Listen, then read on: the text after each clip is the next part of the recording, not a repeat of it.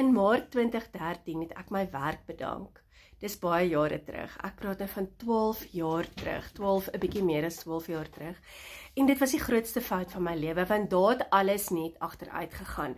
Maar dit help nie, ek kyk terug en ek is spyt oor dinge nie. So het ek vir 2 jaar, ek wou my eie besigheid begin, vir 2 jaar finansiëel gesukkel, amper my huis verloor, en my kar, en my dogter se kar. Sy was op universiteit, dankie tog, sy het met 'n beurs geswat.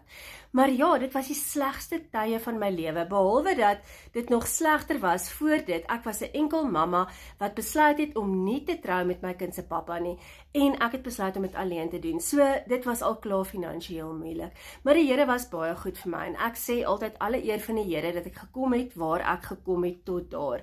Maar toe het my hele lewe verander. Ek was finansiëel geruïneer. In Januarie 2015 toe kry ek 'n ander werk by dieselfde maatskappy, want ek het 'n baie goeie werk gehad met 'n baie goeie salaris.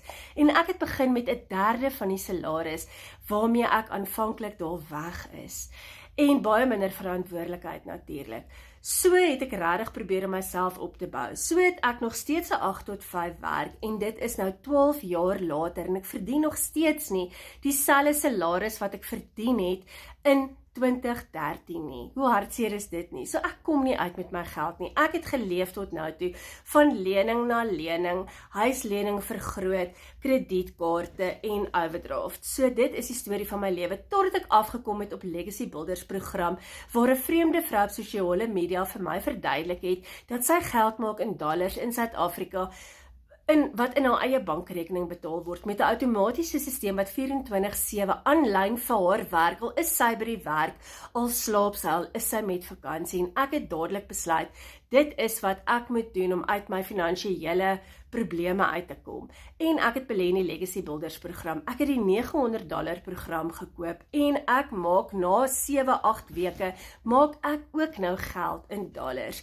So wat het sy gedoen? Sy het my op 'n WhatsApp groep gesit, waar ek eers die kat goed uit die boom uit gekyk het, en ek het net besluit, so baie mense kan nie vir my jok nie. Almal verdien geld in dollars. As hulle kan ek ook, en as ek kan jy ook.